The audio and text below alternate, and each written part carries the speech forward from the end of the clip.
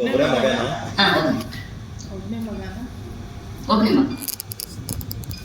ಮನಿತಾರ ನೀವು ಸೌತ್ ಕೆನರಾದಿಂದ ಬ್ಯಾಂಗ್ಳೂರಿಗೆ ಬಂದ್ರಿ ಬದುಕು ಕಟ್ಕೊಳ್ಳೋದಕ್ಕೆ. ಈಗ ಮತ್ತೆ ಲೈಫ್ ಪಾರ್ಟ್ನರ್ ಆಗಿ ಮೈಸೂರಿಗೆ ಹೋಗ್ತಾ ಇದ್ದೀರಾ. ಸೊ ಎಲ್ಲಿ ಸ್ಟೇ ಆಗ್ತೀರಾ?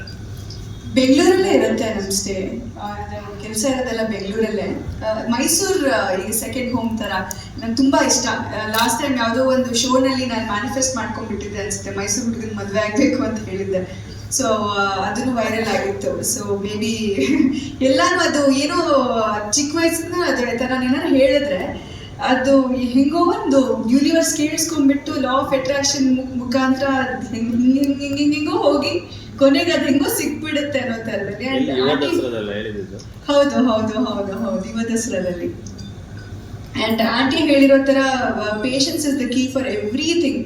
ಅದು ಚಿಕ್ಕ ವಯಸ್ಸಿಂದಲೇ ನಮ್ಮ ತಂದೆನ ನಾನು ನೋಡಿ ಕಲ್ತಿರೋದು. ಅಂದರೆ ಈಗ ನನ್ನ ಇಂಡಸ್ಟ್ರಿನಲ್ಲೂ ಅಷ್ಟೇ, ನಾನು ಟಗರು ಆದಮೇಲೆ ಒಂದು 10 ಸಿನಿಮಾ ಮಾಡಬೇಕು, ಇದು ಮಾಡಬೇಕು, ಬರೋ ಸಿನಿಮಾ ಎಲ್ಲ ಒಪ್ಕೋಬೇಕು, ಮಾಡಬೇಕು, ಡಿಫ್ರೆಂಟ್ ಆಗಿರಬೇಕು ನನ್ನ ಜರ್ನಿ ಅನ್ನೋ ಥರದಲ್ಲಿ. ಸೊ ಟಗರು ಮುಗಿದ್ಮೇಲೆ ನಾನು 1.5 ವರ್ಷ ಬಾಂಬೆಗೆ ಹೋಗಿ ಫಿಲ್ಮ್ ಮೇಕಿಂಗ್ ಕಲಿಬೇಕು ಅನ್ನೋ ಥರದಲ್ಲಿ ಆ ಒಂದು ಜರ್ನಿ ಆಯಿತು. ಕೋವಿಡ್ ಆಯಿತು, ವಾಪಸ್ ಬಂದ್ವಿ, ಮರಾಠಿ ಸಿನಿಮಾ ಮುಗಿಸ್ದೆ, ಅದು ಈಗ ರಿಲೀಸ್ ಆಗ್ತಾ ಇದೆ. ಅದೇನೋ ಲಕ್ಕೋ ಗೊತ್ತಿಲ್ಲ ನನಗೆ.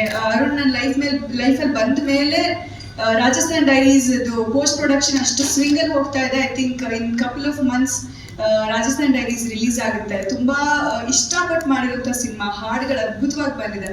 ಸೊ ಆ ಒಂದು ಸಿನಿಮಾ ಫ್ಯಾಮಿಲಿ ಜೊತೆ ನೋಡೋ ಒಂದು ಭಾಗ್ಯ ಅಂತ. ಅಮ್ಮ ಆ ದಿನ ಆ ಟೈಮಲ್ಲಿ ನನ್ನ ಜೊತೆ ಆಲ್ಮೋಸ್ಟ್ ನಾವು ಎರಡು ತಿಂಗಳು ರಾಜಸ್ಥಾನಲ್ಲಿ ಟೈಮ್ ಸ್ಪೆಂಡ್ ಮಾಡಿದ್ವಿ.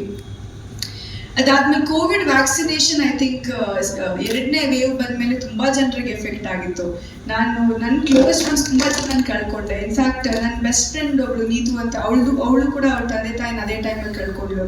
ನಾನು ತಾಯಿನ ಕಳ್ಕೊಂಡೆ. ಐ ಥಿಂಕ್ ನಮಗೆಲ್ಲ ತುಂಬ ಜನ ಫ್ರೆಂಡ್ಸ್ಗೆ ಅದೇ ಸೇಮ್ ಎಕ್ಸ್ಪೀರಿಯನ್ಸ್ಗಳಾಗಿ ತುಂಬ ಹೋಗ್ಬಿಟ್ಟಿದ್ವಿ. ನಾವು ಮಾತ್ರ ಅಲ್ಲ, ಕೋವಿಡ್ ಟೈಮಲ್ಲಿ ಐ ಥಿಂಕ್ ಮನೇಲಿ ಕೂತು ಎಲ್ರಿಗೂ ಒಂದು ಮನಸ್ಸಲ್ಲಿ ಏನೋ ಒಂದು ಉತ್ಸಾಹನೇ ಇಲ್ಲ ಅನ್ನೋ ಥರದಲ್ಲಿ ಆಗಿ ಹೋಗ್ಬಿಟ್ಟಿತ್ತು. ಅದಾದಮೇಲೆ ಆ ಫೇಸ್ ಎಲ್ಲ ಆಗಿ ಮತ್ತೆ ಎಲ್ಲ ಓಪನ್ ಆಯಿತು, ಎಲ್ಲರೂ ಹೊರಗೆ ಬರೋಕ್ಕೆ ಸ್ಟಾರ್ಟ್ ಮಾಡಿದ್ವಿ. ಹೊಸ ಕನಸುಗಳು, ಹೊಸ ಅದು ಇದು ಆ ಒಂದು ಇದರಲ್ಲಿ ಇದನ್ನು ಆಗ್ತಾ ಇದೆ. It's also a new chapter in my life ಅಂತ. And I am so lucky. ನೀವು ಅವ್ರು ಮಾತಾಡ್ಬೇಕಾದ್ರೆ ನಿಮಗೆ ಗೊತ್ತಾಗಿರ್ಬೋದು ಯಾಕಿದ್ದು ಇಲ್ಲಿ ತನಕ ಬಂತು ಅಂತ.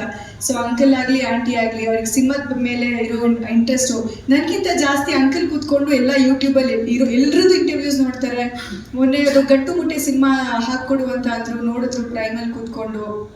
ಸೊ ಕನ್ನಡ ಸಿನಿಮಾದ ಬಗ್ಗೆ ತುಂಬ ಆಸಕ್ತಿ ಇದೆ, ಎಲ್ಲ ಆಕ್ಟರ್ಸ್ಗಳ ಬಗ್ಗೆ ಪರಿಚಯ ಇದೆ. ಇನ್ಫ್ಯಾಕ್ಟ್ ದಿಗಂತ್ ಅವ್ರ ತಂದೆ ನಮ್ಮ ಆಂಟಿ ಅವ್ರದ್ದು ಲೆಕ್ಚರರ್ ಆಗಿದ್ರು ತೀರ್ಥಹಳ್ಳಿನಲ್ಲಿ.